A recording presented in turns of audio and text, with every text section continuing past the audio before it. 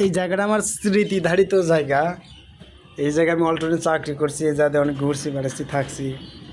আজ আবার ঢাকা যাচ্ছি, ভাবলাম যে এই স্মৃতি ধরে রাখার জন্য একটা ভিডিও করি, তাই ভিডিওটি করা।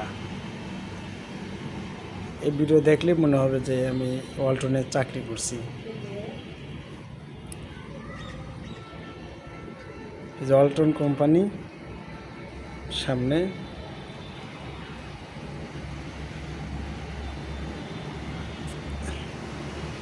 এই যে অল্টন। আমি এই ওয়ালটন ম্যানুফ্যাকচারিং কোম্পানিতে চাকরি করছি 1 বছরের মতো।